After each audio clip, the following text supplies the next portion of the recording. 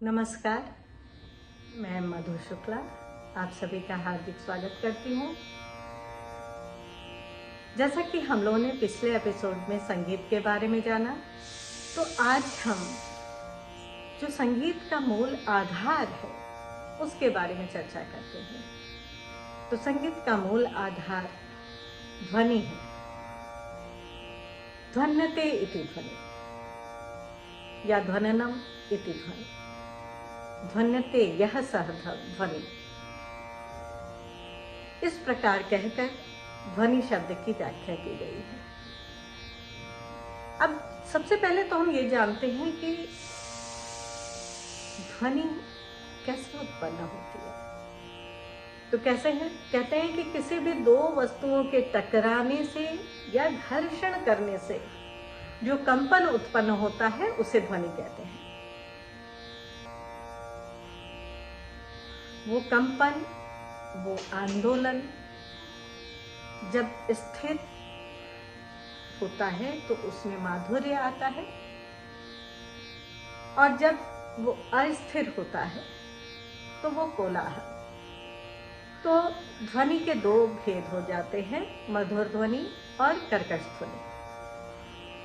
तो मधुर संगीत उपयोगी ध्वनि को नाद कहते हैं और कर्कश ध्वनि को कोलाहल।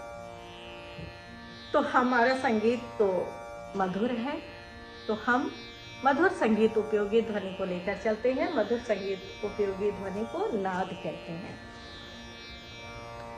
नाद हमारे भारतीय संगीत में समस्त मूल जो ग्रंथ हैं उनमें दृष्टि दार्शनिक रही है। तो नाद की उत्पत्ति के संदर्भ में भी दार्शनिक व्याख्या की गई है। नकार प्राण नाभानम दकारम अनिलम विदुः जातः प्राणाग्नि संयोगान तेन तत्र नादो विधीयते। नकार अर्थात प्राण, उसका कोई आकार नहीं है। दकारम अनिलम विदुः, और जो हमारा नाभि है उसमें अग्नि का वास है। हम लोग कहते हैं ना जठराग्नि है, पेट की आग, एक सामान्य भाषा में इस तरह से बोलते हैं। तो दकारम अनिलम विदुः, और जब वायु और अग्नि का संयोग होता है तत्र नादो विधीयते, तब नाद की उत्पत्ति होती है। नाद वायु और अग्नि के संयोग से उत्पन्न होता है, ये बात तो हमें समझ में आती है। अब आप लोग बोलेंगे कि कंठ में तो बता दिया। ये नाद जो है उसकी जो उत्पत्ति का स्थल जब हम अपने शरीर को देखेंगे तो शरीर में उसकी उत्पत्ति का स्थल नाभि से थोड़ा ऊपर और हृदय से नीचे जो हमारा अनाहत चक्र है वहाँ पर घर्षण होता है, और उस घर्षण से नाद की उत्पत्ति मानी गई है।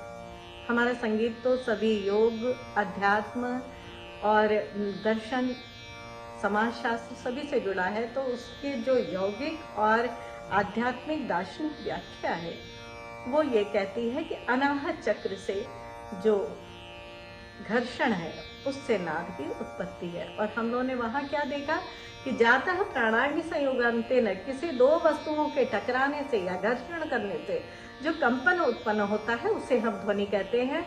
और यहाँ पर भी हम कह रहे हैं कि नाद वो है जो वायु और अग्नि के संयोग से उत्पन्न हो रहा है। अर्थात एक बात तो बिल्कुल स्पष्ट है कि वायु और अग्नि का संयोग होना आवश्यक है और उससे नाद की उत्पत्ति होती है।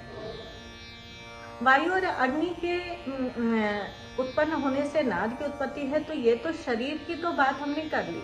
अब आप कहेंगे कि सितार में कैसे हो रहा है, तो तबले में कैसे हो रहा है। तो आप ये चीज जानिए कि कोई भी धातु से वाद्य का निर्माण होता है, वो लकड़ी हो, वो पीतल हो, तांबा हो, लोहा हो, उसमें अग्नि का वास होता है।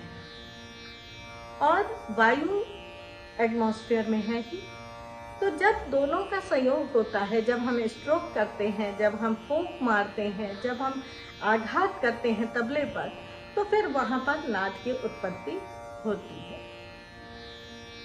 नाद के दो भेद बताए गए हैं, आहत नाद और अनाहत नाद। अनाहत नाद आपके शरीर के अंदर अनवरत गुंजायमान है, किंतु वो प्रत्यक्ष रूप से सुनाई नहीं देता। तो उस नाद को साधते हैं हमारे ऋषि मुनि महर्षि, क्योंकि इतनी एकाग्रता, इतना ध्यान, इतना चिंतन वही कर पाते हैं, वो सामान्य जनों से संभव नहीं। और आहत नाद की उपासना हम सब करते हैं। आहत नाद अर्थात जो प्रत्यक्ष नाद है। नाद के 3 अवस्थाएं बताई गई हैं, नाद की तारता, नाद की तीव्रता और नाद की जाति अथवा गुण। तारता यानी ऊंचा नीचापन, सा सा रे गा मा पा धा नी सा, सा नी धा प म ग रे सा, ये नाद की तारता गुण है।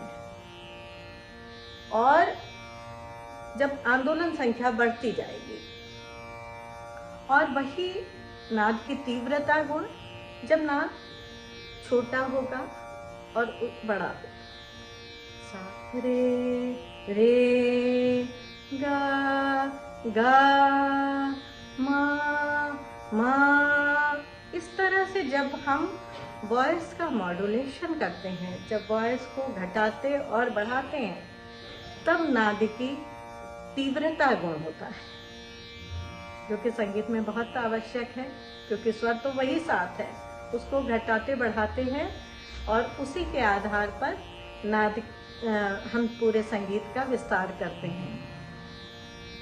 जाति अथवा गुण, नाद की पहचान, सितार बज रहा है, सरोद बज रहा है, सारंगी बज रहा है, घुंघरू, घंटी, इसराज, दिलरुबा, सरोद, सभी की आवाज अलग है।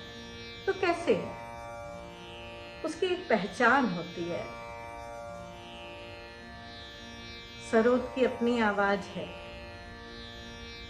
उसमें आस कम है, सितार में आस ज्यादा है, उसकी अपना एक साउंड क्वालिटी है, तबले की अपनी आवाज है। तो हम हर आवाज को पहचानते हैं। जैसे जैसे परिपक्व हो जाते हैं, हम सितार, सरोद, इसराज, दिलरुबा, सारंगी में अंतर कर लेते हैं, क्योंकि हम उसके नाद गुण से परिचित हो चुके हैं। तो आज के क्लास में हम इसी नाद के गुण के बारे में हमने चर्चा की। इससे संबंधित अगर कोई भी प्रश्न हो तो आप अपने कमेंट बॉक्स में ज़रूर डालिएगा। मैं किसी भी एक एपिसोड में आप सभी के प्रश्नों का अवश्य जवाब दूंगी। धन्यवाद, नमस्कार।